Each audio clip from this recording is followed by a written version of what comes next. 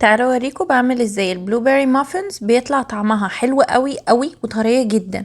اول خطوه زي ما بنعمل دايما هنجهز الدراي انجريدينتس مع بعض، او اللي هي المكونات الجافه.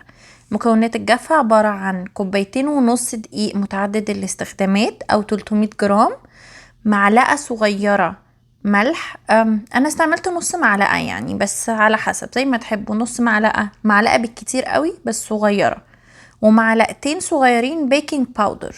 تخلطوا كل ده بقى مع بعض كويس قوي بالمضرب الشبك كده لحد ما يختلطوا كويس.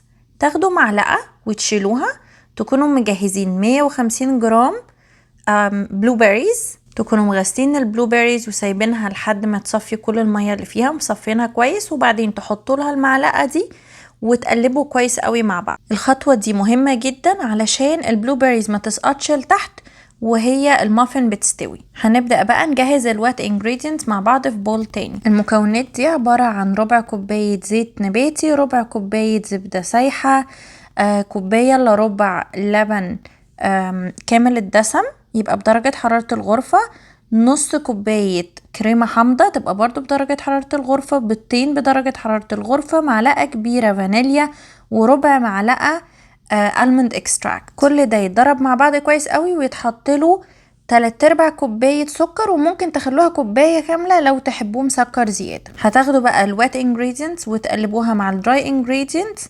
وتقلبوا كله مع بعض، يبقى الخليط كله متجانس كده، وبعدين تروحوا حاطين البلو بيريز اللي حطيناها في معلقة الدقيق في الأول، ونقلب كله مع بعضه كويس. هنجيب بقى صينية بالشكل ده ونحط فيها المافنز. أنا استعملت صينية اللي هي المافنز بتبقى كبيرة فيها، بس ممكن تستعملوا صينية الكب كيكس اللي بتبقى أصغر. هتبدأوا بقى تحطوا الخليط بالشكل اللي انتوا شايفينه ده، وتملوا 3/4 تقريبا، ما تملهاش لحد الآخر خالص علشان هي لسه هتنفش شوية. لما بقى تخلصوا كل الخليط تسيبوا الصينية على جنب، وبعدين تحضروا التوبينج اللي بيتحط عليها من فوق. وعشان نحضر الستروسل توبينج اللي بيتحط عليها من فوق ده هنحتاج دقيق وسكر وزبدة. هناخد نص كوباية دقيق منخول، ونحط معاها نص كوباية سكر عادي، وربع كوباية زبدة تكون متقطعة مكعبات. هنبدأ بقى نفركهم مع بعض بالشكل اللي انتوا شايفينه ده لحد ما الزبدة هتختلط مع الدقيق والسكر، وهيبقى الخليط بالشكل اللي انتوا شايفينه ده.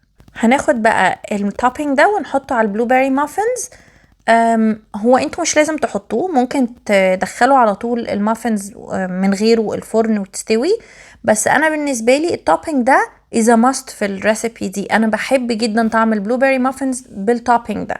هتدخلوا بقى المافنز في فرن سخن درجة حرارة 400 فهرنهايت اللي هي 200 سلسيوس. هتاخد حوالي تلت ساعة تقريبا او 25 minutes على حسب حجم المافن.